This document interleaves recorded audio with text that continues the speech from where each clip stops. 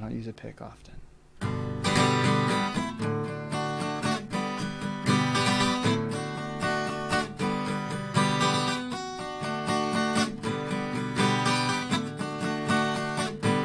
I don't think we met, but you look so familiar. Wingtips around your eyes. If how you feel inside is as dark as your features, then you're just my type. Meet me tonight. I talk about the pain we put ourselves through. You can write angsty poetry all over my shoes. It's that flannel you're wearing, makes me feel like I'm 17. I should have known by now.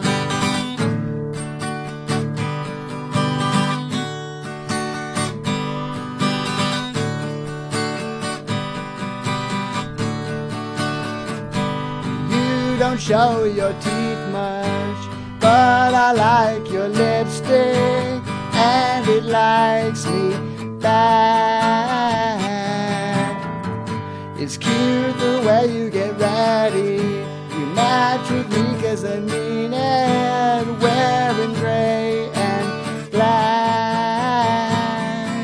Here tonight, I'll have my way with you like you want me to, and I might make up kissy names for all your tattoos. It's that flannel you're wearing, makes me feel like I'm 17. I should have known by now.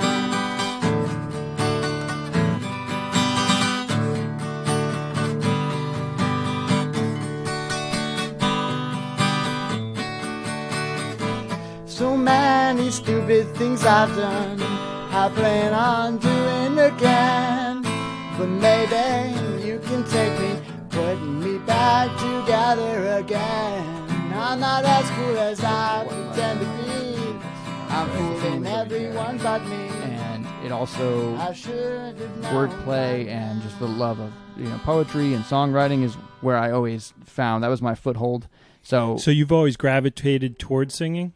Singing and writing. You know writing what, the songs I would sing. What's interesting listening to your songs before I came over here was your vocal range is unique. So a lot, as you know, a lot of singers, a lot of frontmen are in the soprano, the higher vocal range.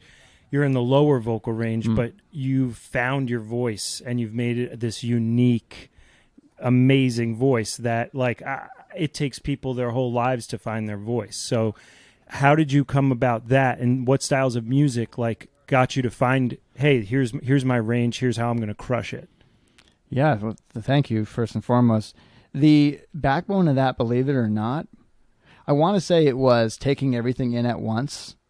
So the blues background that I was raised in, it really is one of those things I love to sing. Obviously, except our newest single right now, Department Store Chic, is very bluesy. Oh, we're going to get to that. Yeah, we'll get to that. We're going to get to that. Yeah. But outside of that, there isn't a lot of immediate blues influence in our music, but when I'm in the pocket and I'm just singing, and that's where it comes in, because I have a naturally a smokier, raspier voice. Absolutely. That's hard for people, even when they get that gift, it's hard for people to manage it, maintain it, and utilize it. Right. Those are the biggest steps. So that's why when you hear a unique voice like yours, and they're doing unique music, you're just like, oh God damn, he did it. You're not just doing blues. You're not just doing the styles that voice can work in.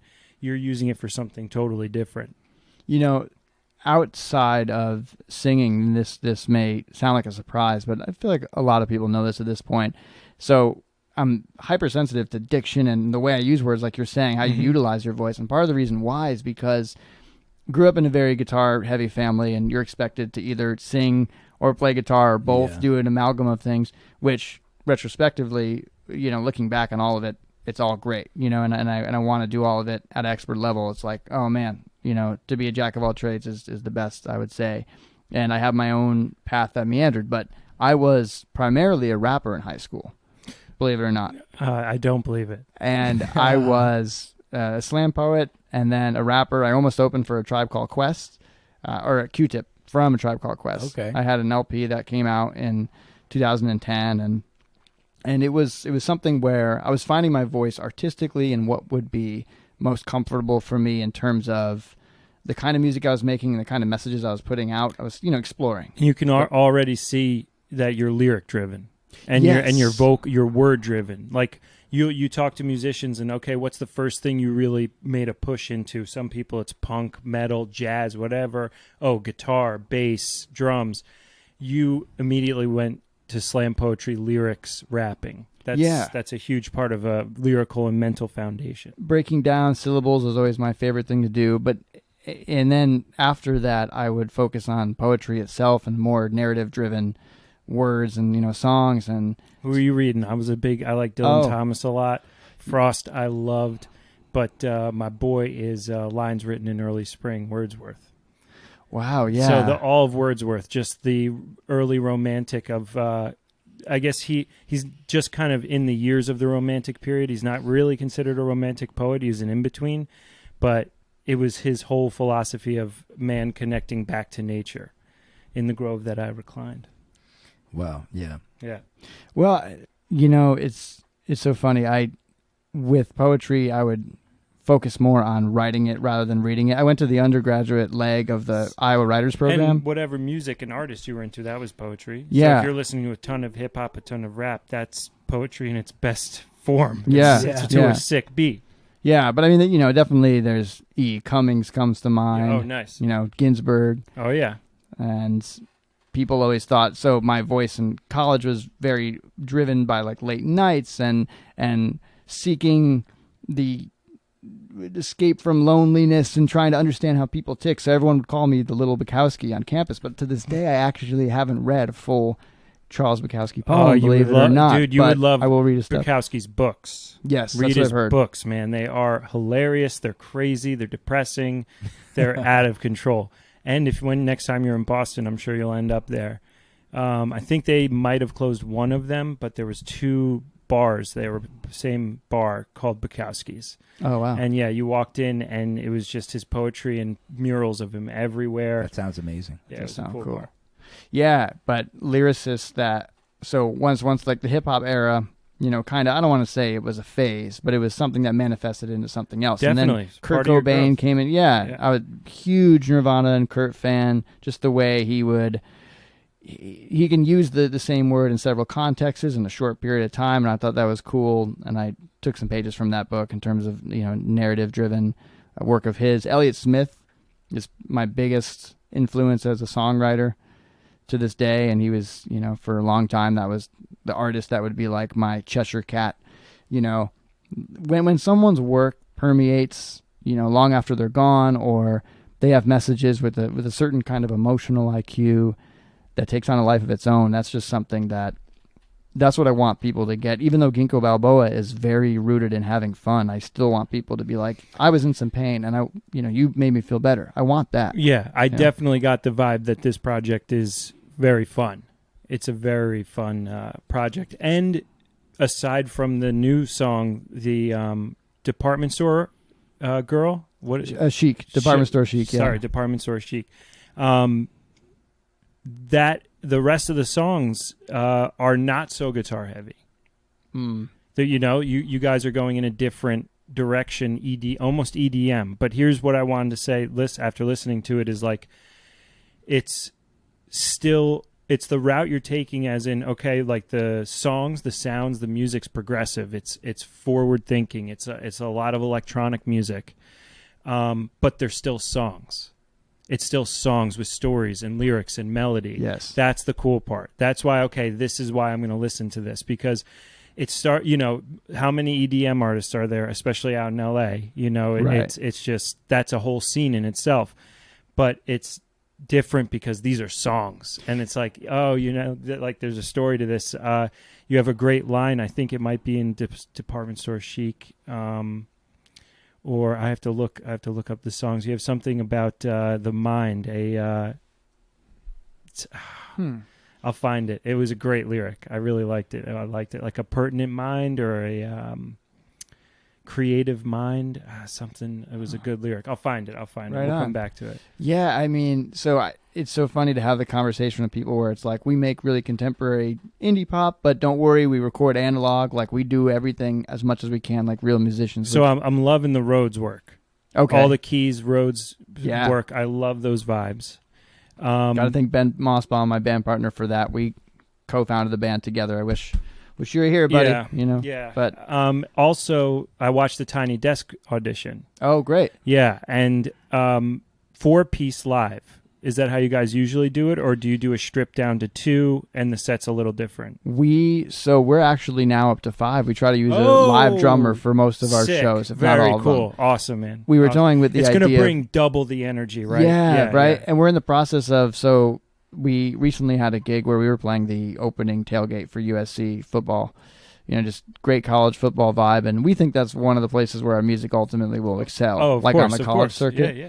And that was I think that was our first gig using a live drummer, and it just changed everything. You can't go back. You know? Yeah. And that's what's okay. So great point you bring up, and I'm so glad that like you guys are doing that. So you have contemporary, forward-thinking, forward-being progressive music, and when I go and see those bands, I'm like, all right, like the music's good, but you're watching a guy stand behind a booth. You know, you're watching a guy stand behind a laptop, and it's like I know he might made this beat and everything, and he's like playing the beat, and there's an artistry to it, but it's still coming through a PA.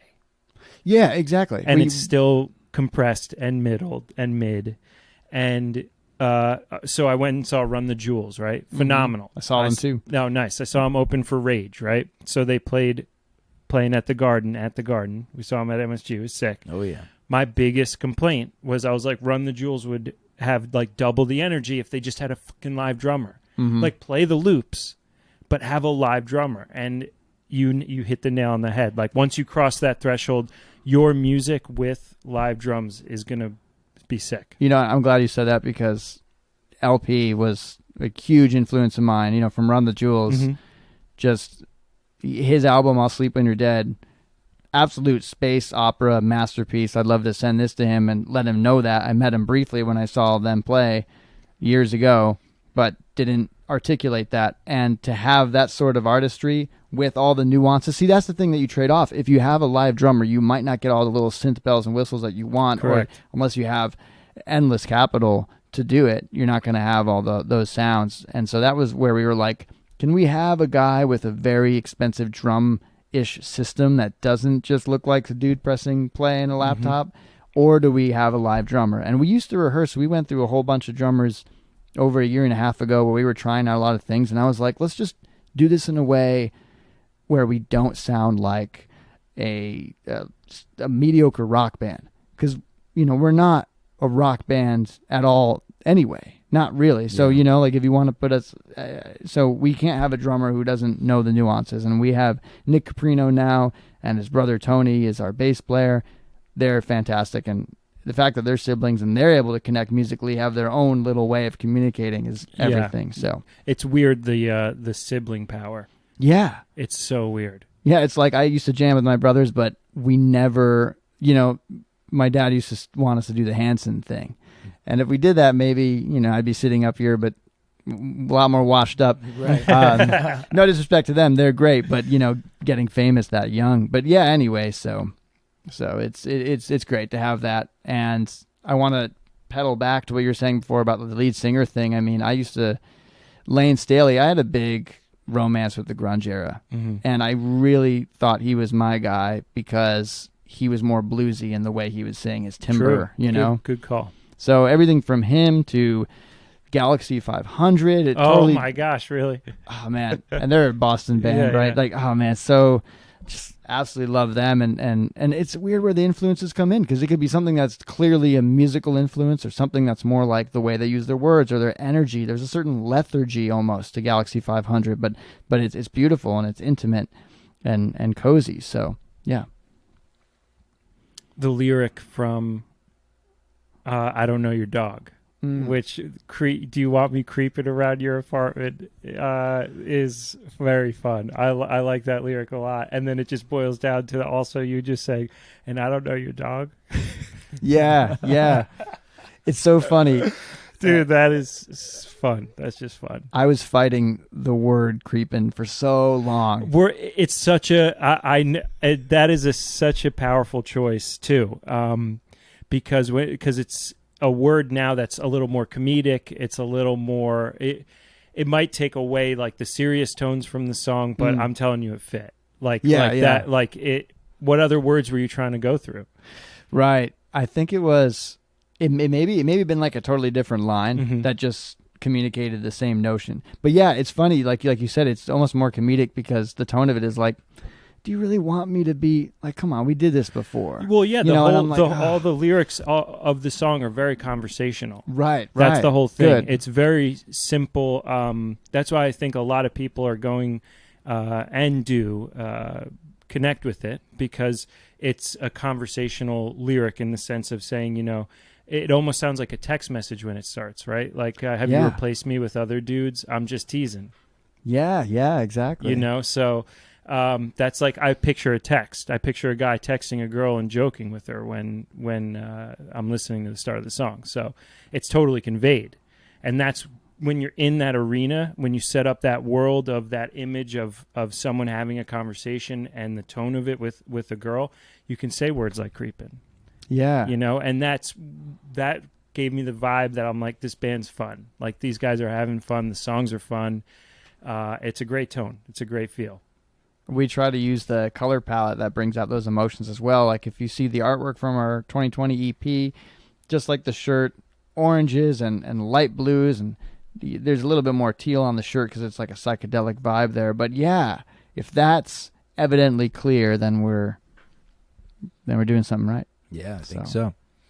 I mean, and then of course, like for your fans and everything, and maybe for my own curiosity as well, there's a lot of like stereotypical questions to ask, like, sure, how's the formation of the band? Like, what was the inspiration? Who started it? How'd the band come together currently?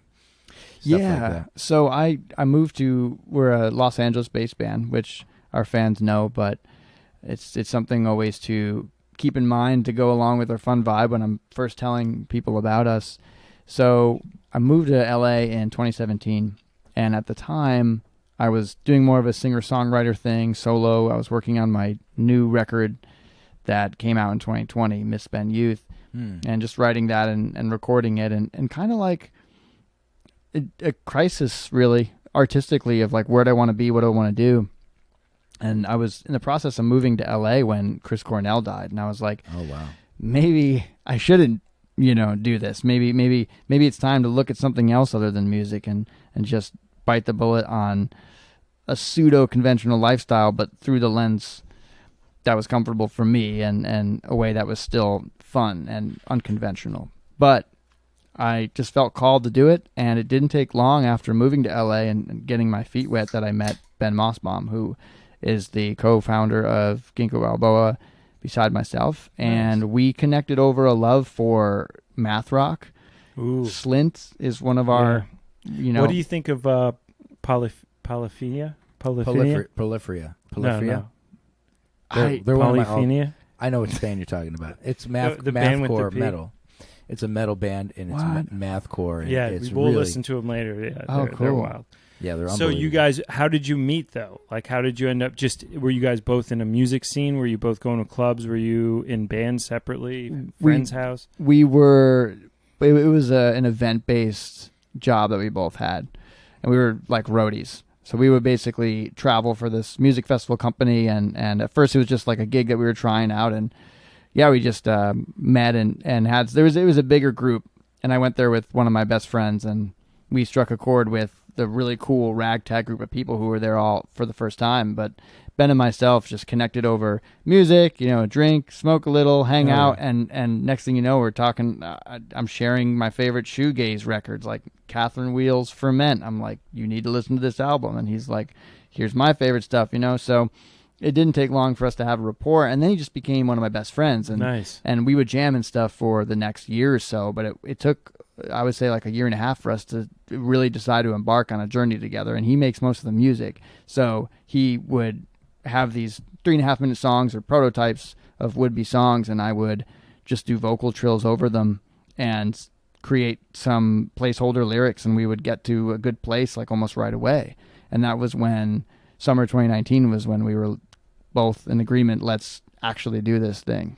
So, and the name process was fun. We get asked about that a lot, like the origin of it, or there were some other names like that we both had ideas. He was thinking about Shelf Life. I was thinking about Pet Detective.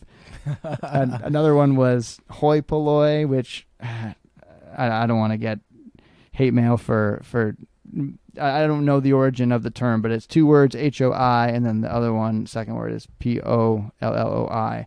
I thought it was Greek, but hoi polloi is like the common people. So I thought we should turn that on its head. Oh, I like that idea. So, yeah, so that was something that I thought would be our band name. Coming out of that brainstorm and sesh.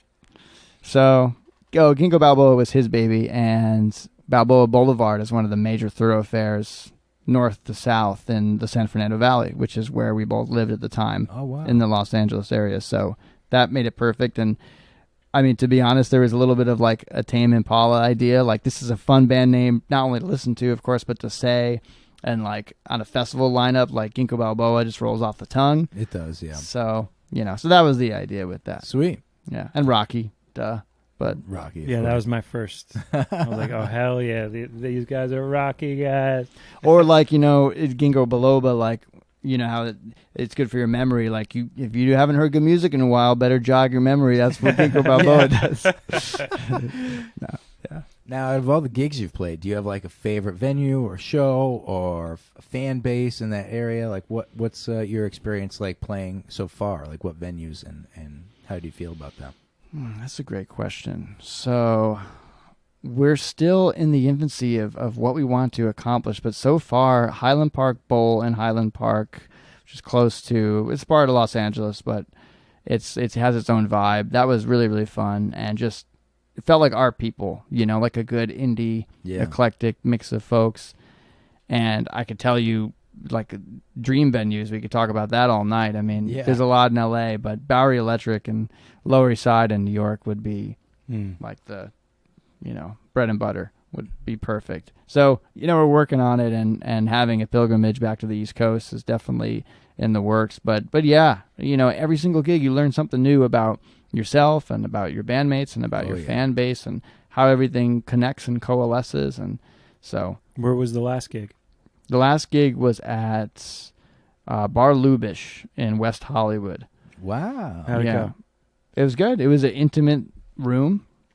And it's interesting because that venue, they have, thank you guys if you're watching, every venue, but they put on a lot of like different types of entertainment, not just bands. So I think they have comedy nights and even like vaudevillian nights, and you can see that based on the stage and the size of the room. Oh, cool. So, yeah. The stage had that vibe? Like a vaudeville stage? It was... Or just an old stage? No, it's like an old stage, yeah. Nice. That's legit. And that's like Santa Monica Boulevard. That whole area is like a strip unto itself where people can just go down all these really cool bars and stuff. It's a fun part of town, and most people know about that venue. So that definitely helps to get people there and create a good atmosphere for everybody, yeah. What was the first gig for Ginkgo Balboa? The first gig was at Dive. That must have been a Hallmark event. Yeah, right? Absolutely. Yeah, and it was, I feel like we had a single come out around that time. But it was at the Universal Bar and Grill in North Hollywood, California, and it's a dive bar. We were opening for a metal band that was on tour. Oh, wow. I want to give them a shout out if I could remember what they were called. Well, they were good. I think there were 4 bands on the lineup, and by the time it was their time to go on stage, what were they called? I'm so sorry. But anyway, they had like these crazy outfits that they would wear with like all these different loops and stuff, and it was just really rad metal stuff. It was a totally vibe that like new metal. The music was like a lot more, I think, sludgy or thrash metal than that. Okay. Yeah. There wasn't even a lot of singing involved, if I recall correctly, but but their vibe was just like Big. almost like Slipknot or something. Yeah, big, grand, and it had a lot of layers to it. And it was just I laughed because it's the antithesis of what we did. But I'm telling you, like, for a dream setup, festival-wise, I imagine a giant animatronic dog, and you know, come out, and then there's a lot of layers of smoke, like in the music video for that song, directed by David Anthony Butler.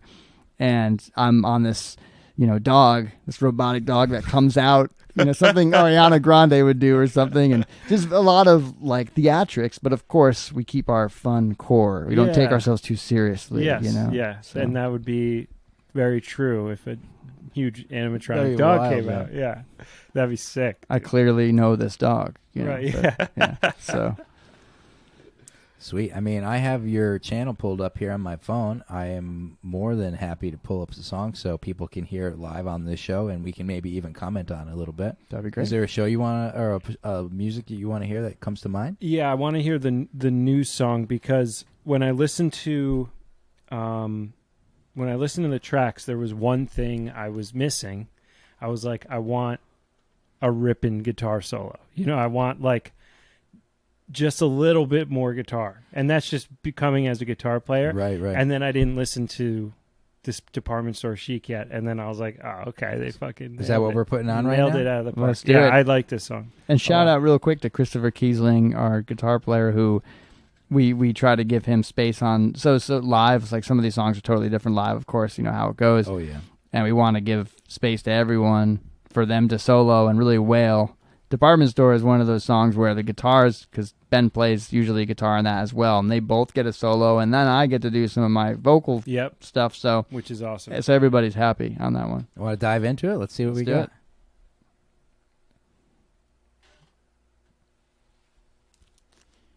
I don't hear it just yet. I imagine it should be coming through our headphones. It might be going directly into the live stream, but channel 6. That's my bad. Oh well.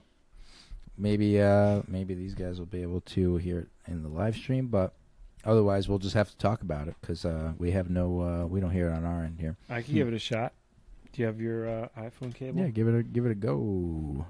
Well, while he's doing that, it's a good time to announce that it's tentative, but we are embarking on the journey of making a second album. Oh. It might be another EP, but it might even be an LP. And so recently we got offered our first record deal, which we turned down because we couldn't. It was a humbling and an experience we're so grateful for, and it puts us on a journey, hopefully.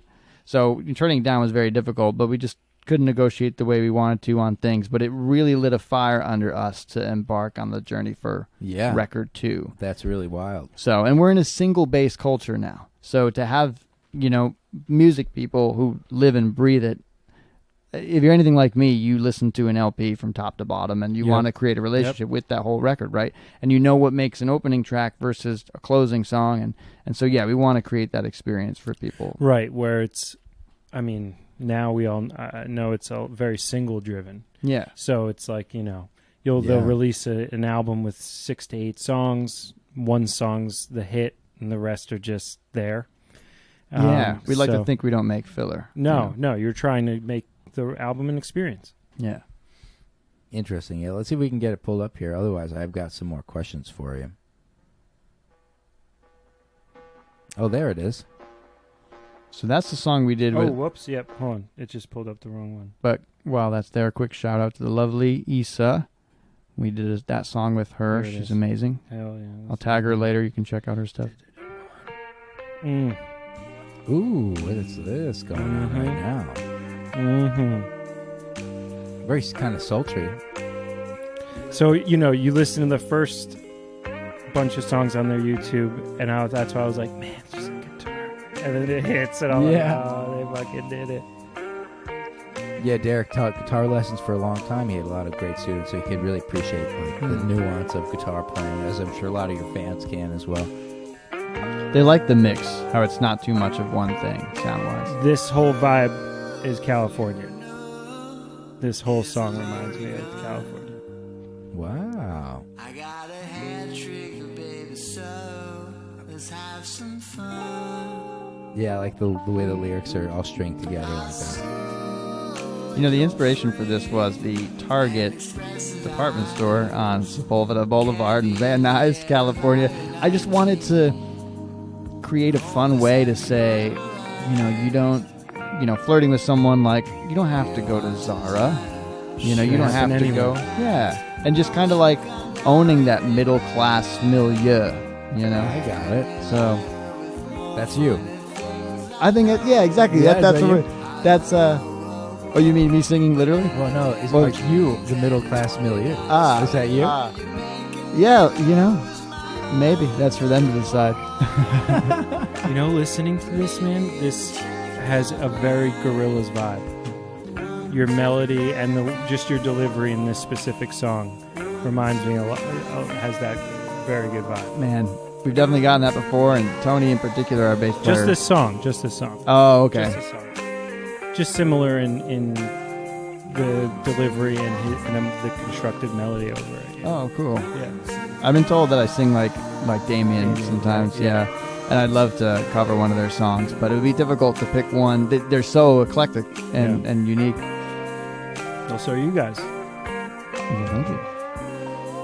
And then That could really blow up if you hit a good single and you put it out there as a cover song. And this, too, amazing. I mean, a lot of people get a lot of exposure, especially if a big band recognizes you like that and they, like, tag you or do a promotional or comment on a song that you put out, like, on one of the mainstream platforms. That could blow up. You know, that could be really fucking cool. yeah. Plus, you guys have such a unique style. You'd be able to capture the essence of certain cover songs that are in the same realm. Yeah, that's something we definitely want to work on. We have some live covers that we play, but we've been, well, we kind of worked on an Eye in the Sky cover by Alan Parsons Project. Oh, that's pretty, that's a deep cut to cover. Right? Yeah, so hopefully that will bubble to the surface someday. But what was really fun about this one, at the end of the song, and it'd be fun when you're talking about people shouting it out, like, at the end of the song, there's like a little outro, very playful, but, you know, also, again, hopefully not too on the nose, you know, taking himself too seriously, but I mention these different brand names, like, hey, it doesn't matter what you wear. Yes. You know, it's kind of making fun of itself, you know? Yes. And those are different department stores brands. So Nordstrom, Walmart, and Target. And if we can tag them and one of them picks up the song to be in an ad, you know, that would be really fun. But wow. I would be all about that. I can listen to this for a while. It's a great vibe. you got your guitars. Yeah.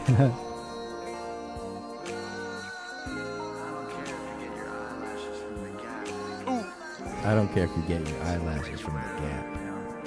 Yeah, I forgot I mentioned Gap in there. Much love. So don't ever change a thing.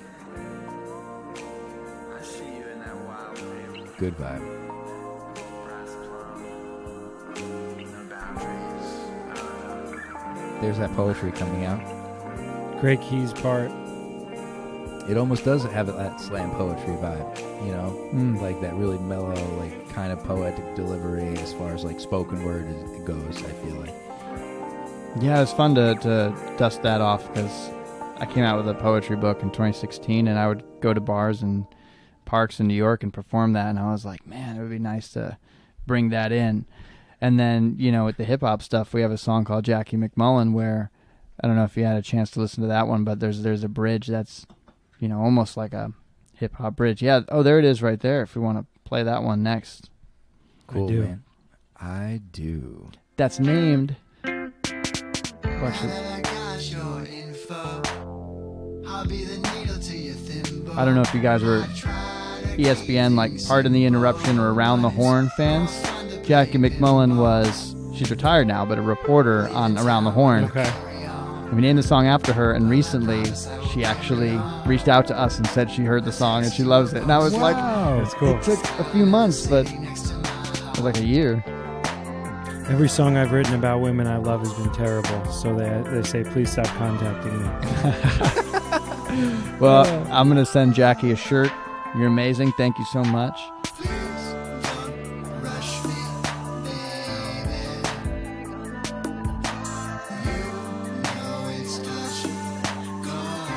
Do you ever get sick of listening to your own music? Absolutely. If I didn't, I would be a megalomaniac. I'm pretending to vibe out right now. I don't even really want to hear it. No, this one's so fun to do on stage, that's for sure. Now, do you have a performance that you do on stage as far as like your own choreography and how you engage with the audience? It's different every time.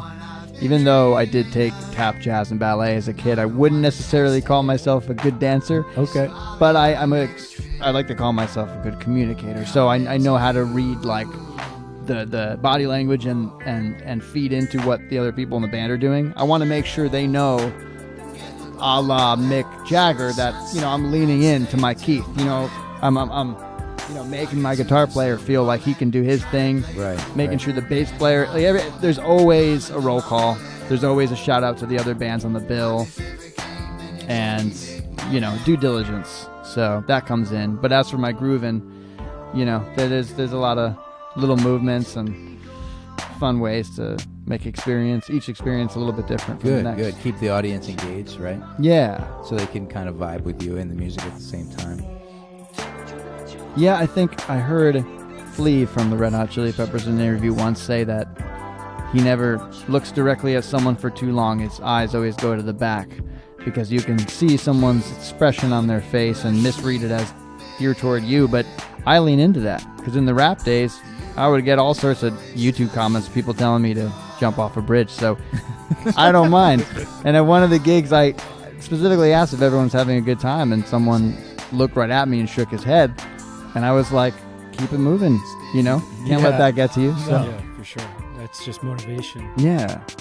Now, how do your fans during a live show usually respond to you guys playing up on stage? Like, is there kind of like a universal reply to the style of your music? Like, are people doing lighters or raising cell phones, or are they just kind of swing? Like, what's the vibe like for the audience, do you think? Yeah, there's always a little bit of a groove. Like, I feel like people do lose themselves in the moment and what we're presenting. So there's always a little bit of dancing involved. That was Jackie McMullen. Thank you guys again for tuning in. I would say, and especially as we get bigger, knock on marble, whatever this is, people will feel that necessity to dance. And I try to bring that out of people on stage as well. Yeah, I would love that too, especially if I'm going to come out to one of your shows here on the East Coast. I'm definitely going to bring some friends. We're going to have a good time. We're going to set the mood for the whole crowd. That's what we want. Wow, I haven't heard this one before. Cleaning House, right? Cleaning House. This is one of our dancier ones. Mm-hmm. But it's so varied. Like when you're going to see a show, you're going to get a lot of different moments. A lot of different vibes. The emotion in that set. Yeah, you're absolutely right, and I think what your band does a great job of is capturing a range of emotions for your fans to experience in one whole performance. Yeah, we definitely want to have a full ride. I almost hesitate to say where a song falls in our lineup because I wouldn't want to spoil the movie you haven't seen. Right. Now, I don't know. All right. Let's check this out.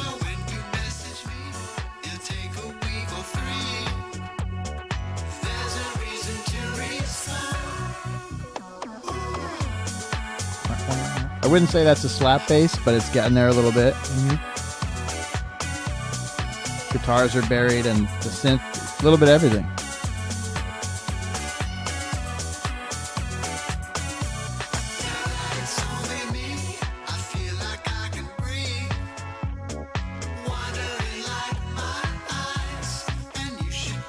This is fucking great, by the way.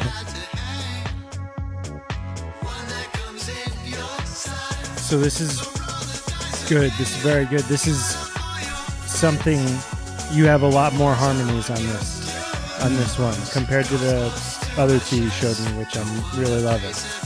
The harmonies are great.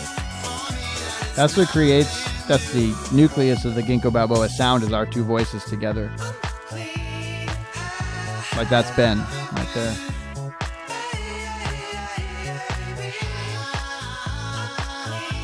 I love that bass sound. Right. So good.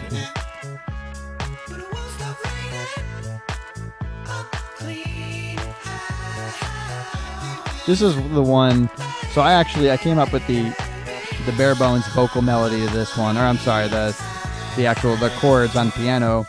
Started singing a vocal melody to it. Gave Ben a couple songs as a reference, and then he took it and fleshed it out into this incredible thing. And that's one of the. I want to make sure I say that because our work ethic together, it's like we yin and yang. He sounds very talented, especially for him to take a raw concept and to turn it into something so cohesive like this. Absolutely. Now, are your primary role is the lead singer. Now, what is your involvement in creating the lyrics outside of just getting the general, like, melody of the lyrics in the raw form? We write the songs together, but I want to say more often than not, I create most of the lyrics. Okay. It's definitely something that is considered my responsibility, bring those to the table, like you said, with the vocal melodies. But we do love when the two of us together just, work on ideas and flesh them out, because that's how you sometimes get to a breakthrough when another mind comes in. Right. And then we're getting some input from the other guys in the band now, and it's exciting to see what we'll all create together in the future. So tell me about this song. Like, what does this mean for you or the band? What does it symbolize? I mean, a lot of the songs sound like they're allegories of experiences in your life. Yeah. Does this have a similar theme too? Yes. So I love the way you worded that question. So the lyrics are Won't Stop Raining. exactly. Yeah. So a lot of, the allegory is dating, relationships, seeking yourself through others, or having a certain extroversion. For me, I'm one of those people that just gets energy from other people. So it's like I'm in the trenches, whether it's a bar or it's a coffee shop. I'm noticing the liveliness of the other people around me and sponge that up as much as I can. And in a way where like you're sharing something. And this song almost has a cautionary tone about getting involved with someone where it really wasn't supposed to happen or last that long. Sure. So there's a part of that tone that's like, honestly, the music video I had in mind it goes hand in hand with the lyrics, where I'd be wearing a tux, sitting in a chair in this like Cosmo, almost like Jetsons type lounge in the sky. Mm-hmm. And I have this drink and I'm sitting in this chair that's way too big for me to sit in, and kind of like speaking to the camera, like, this is what's going to happen if you're not careful, like holding your cards close to your chest. All the allusions in that, there's motifs for gambling, which might sound like a simple way to say, flying too close to the sun or just doing something risky, but there's a reason why all those different things are there. The mentioning of dice, the mentioning of cards. As for cleaning house, it's like just finding yourself again through a new experience, so you're energetically, relationally, emotionally. Yeah. Everything that comes with that. Can I be honest? Sure. I thought it was a play on words. Yeah? Because it's like a house song. It has like a house vibe. Ah. So I thought it was like cleaning, like going in tandem with what the song's about. Oh. Yeah. It's also like a play on A the... double. Giving us way too much credit with that one. They call Take it like a double entendre or something like double that? entendre. Entendre, yeah. Yeah. I'm great with words. But super cool. And you know what? Like the themes from your own personal experience that go into your songs, when someone listens to them, not only have we related to them in different ways, your fans are going to relate to the themes as far as relationships go and things, which makes you, as a character, as the lead singer and all the characters of the band, like really relatable. And that's what people want, to bridge the gap between the music and that personal experience, I feel like. That's definitely a goal of ours. Every time we do like a little bumper, like a teaser, Ben and myself, where like we do these videos from time to time where, I'm constantly talking. So I'll say a bunch of stuff and I'll say, right, Ben, and then the camera will pan to him and he'll say one thing or do one movement with his face or something, and it's just kind of like part of our rapport. A certain kind of way to bridge the gap between our personalities and then share that through our music, which, by the way, so in terms of the live stream, I want to open it up to questions at some point. If anyone wants to just throw them in there, obviously I can't see them from where I'm sitting, but that might be something I'll check if there's any questions pop up. Cool. Just want you guys to know that's okay to do that. And yeah, so it's just an incredible experience, thus far, and what it's becoming. What was the first jam like when you guys sat? Did you pre-write a song together simply, and then record it and then rehearse it, or was it like a jam session first when you guys met up, started connecting?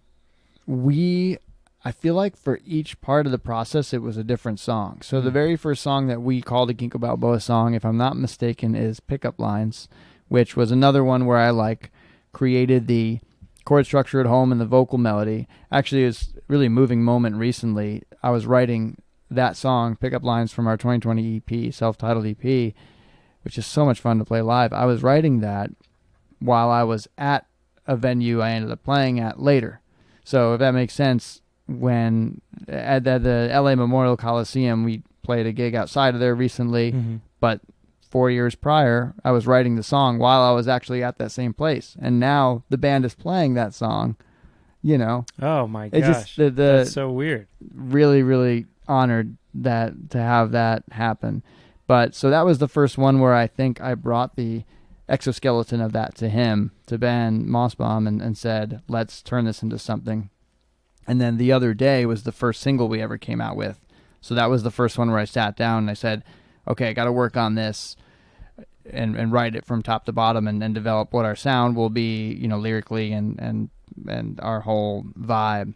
So, but the first time we jammed, I mean, for a long time we were trying to find our footing in terms of how we connected with each other musically. Right. I mean, I almost felt, on guitar I'll play some things, you know, mostly chords or little things that I can learn, little riffs over time, but you know, he's in a different league in terms of musicianship. So I was like, you got to be cool with me doing, you know, the singing and the writing, you know, and because even though I play guitar on stage, I'm like, I want to do the frontman thing and just bounce around. So we had to communicate that way and learn a rapport. But in the beginning, it was just both of us on guitar, me doing rhythm and him doing lead, trying to figure out the progressions to the songs we were writing in real time. And then it became like just a guitar and then me singing, and then he was playing that, and then I would sing and he would do the harmonies, and then over time we just figure out the best way to do things. But it's interesting because in my head there's a whole chart, there's a whole timeline of where things got developed in different directions. So, but it took some time, and we communicate differently. We have different ways of pissing each other off as bands do, sure. You know, but it's like a marriage, you know, like we bite our tongue in different ways at different things, but you know, the ball keeps rolling and we trust each other.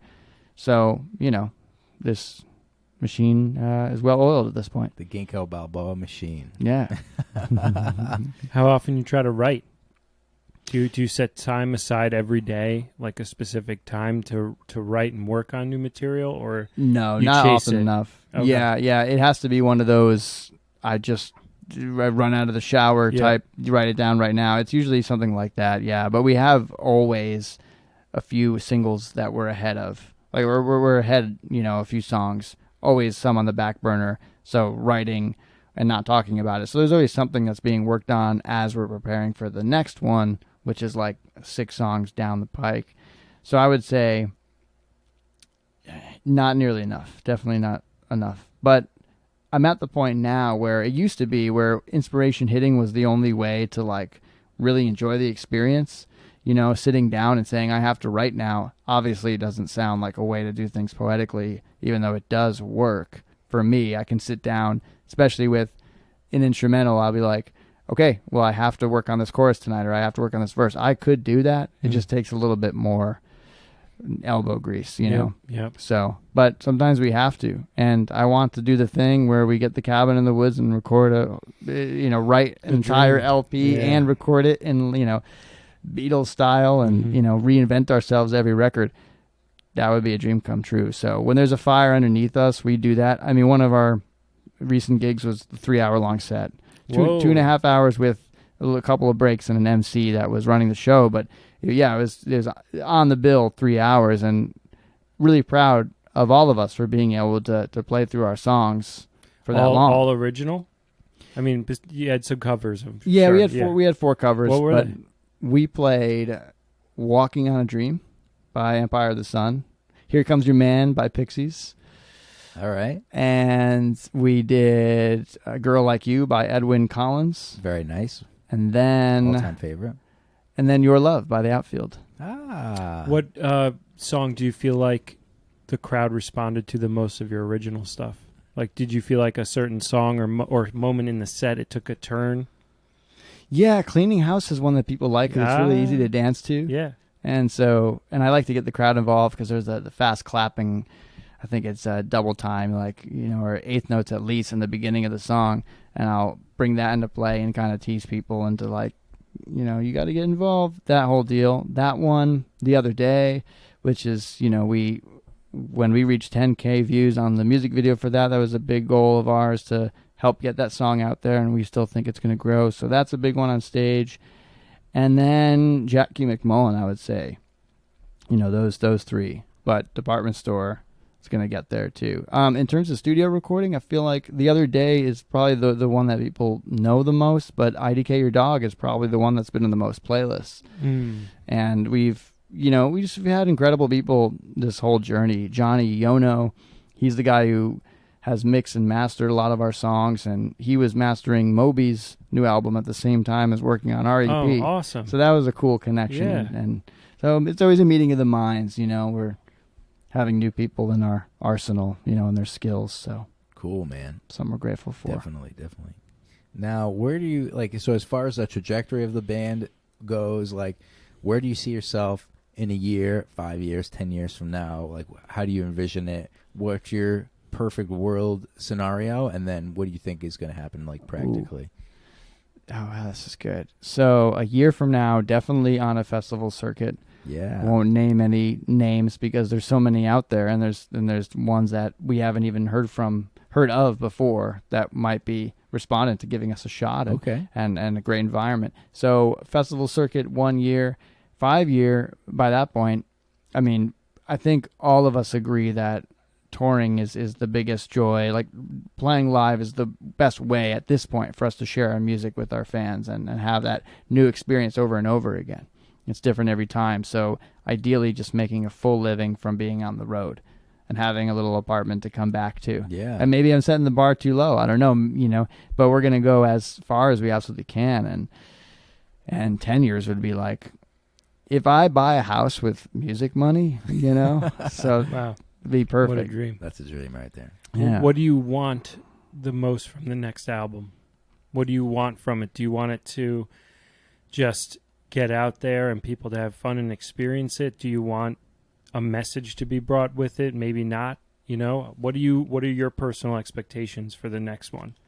So I'll answer the question about the message first. I want people to be continuously surprised by what we're capable of. And that in of itself is the message, I would say. So, I mean, like, artistically, we're talking about other things now.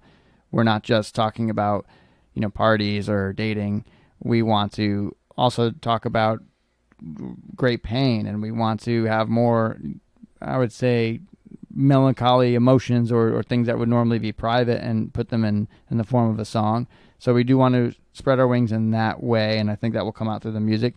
But the biggest thing would be keeping people on their toes. And that's the message that, like, I want us to be one of those bands that are like one of those wait till you see what they do next type of bands.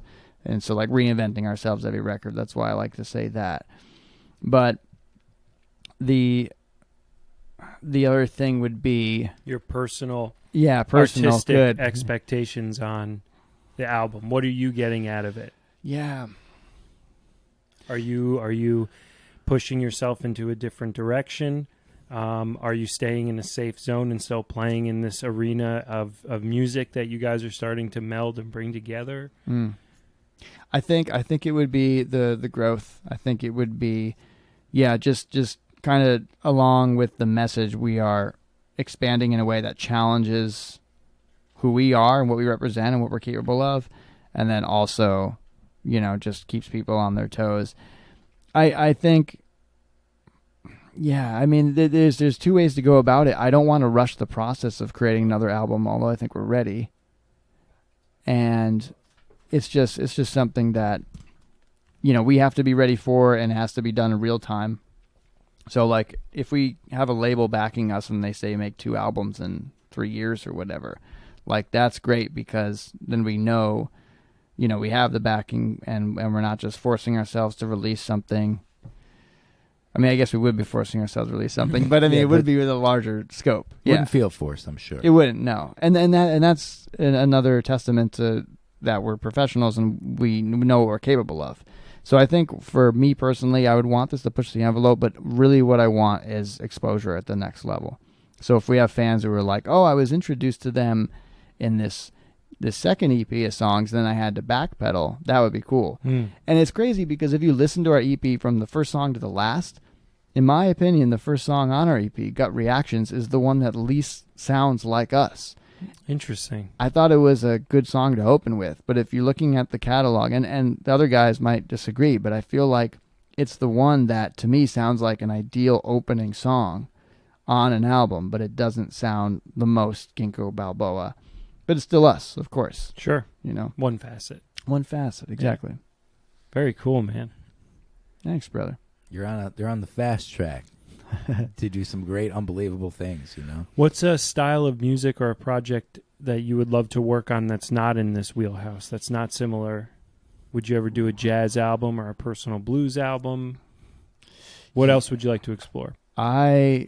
So I'm really into Ryan Adams. Has a great, incredible songwriter, and his last 3-4 albums, I haven't listened to the brand newest one, but let's say the self-titled album, and he had Prisoner. These are I think incredible albums, and then Big Colors. They have a certain kind of like Rick Springfield, early Springsteen, but like more menacing tone.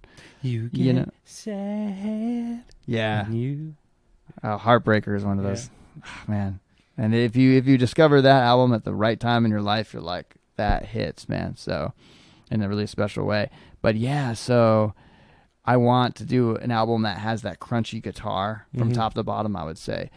And also get more shoegazy, like dream pop would be cool, like something like Slow Dive. When they had their comeback record, I was really impressed with how well, after having been out of the industry for so long, or at least as a group, they just like came back into the fold. That would be good. On a personal level, like when I play guitar, it's almost like a private thing for me. So blues would be like, if I made a plucky like Mississippi Delta blues album from top to bottom, in a way, that wasn't bastardizing the genre, I would love to do that from head to toe. And I have a blues song called Women Be the Death of Me, where I'm just lamenting, being a passionate, poetic man and just loving to date. And I'm just like, this is a good blues subject for me, because it's like a never-ending seeking to be satiated, So yeah, I would make a whole album like that, I would say. Sick. Very cool. Lou, you got any other questions? I don't know.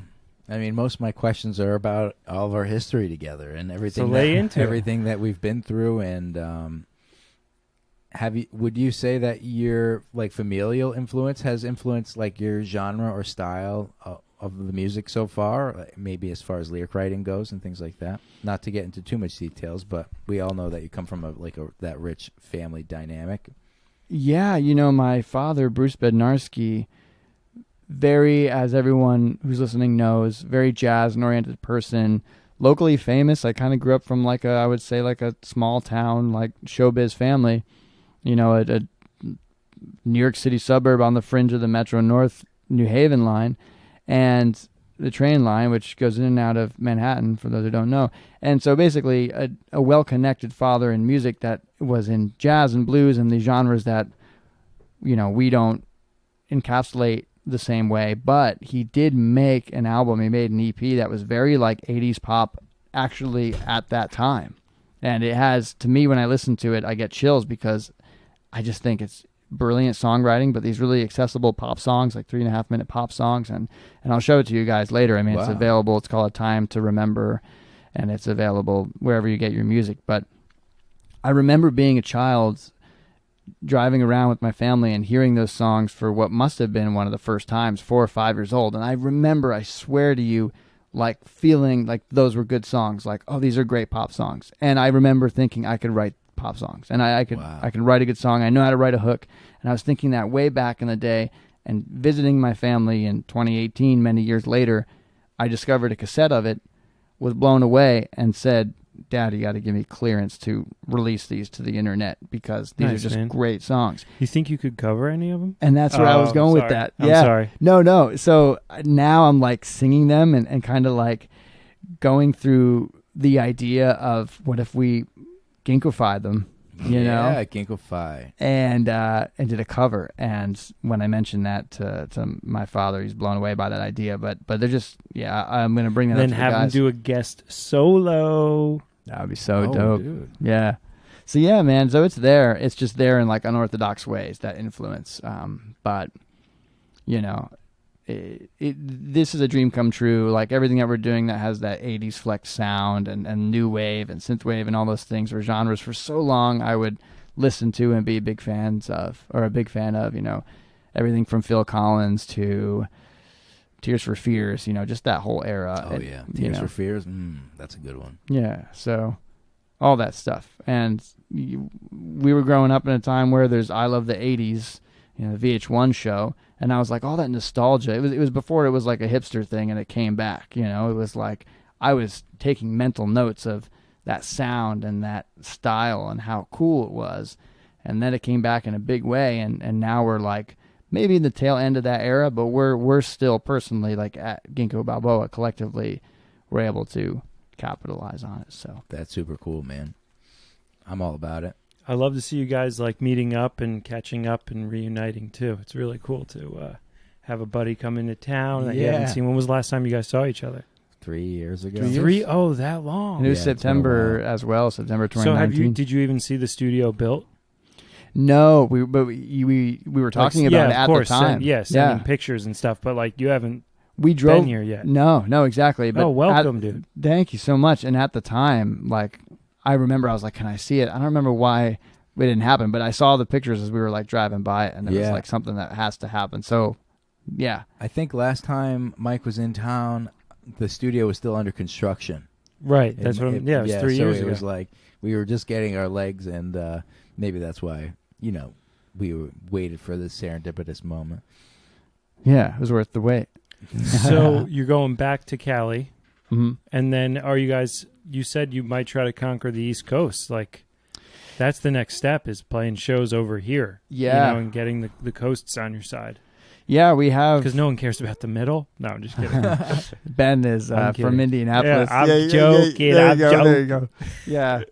Well, so I also want to give a shout out to So Ben was on a record label with his bands Lafcadio, they're Joyful Noise. So shout out to Joyful Noise, and one of the other bands on that label was an offshoot of Duster. If you're into slowcore, one of my all-time favorite bands. So love those guys. They're another influence, and I should have said them earlier. So there's that. But yeah, so we want to go on a national tour in 2023. Hopefully, what year is it? Yeah, that's next year.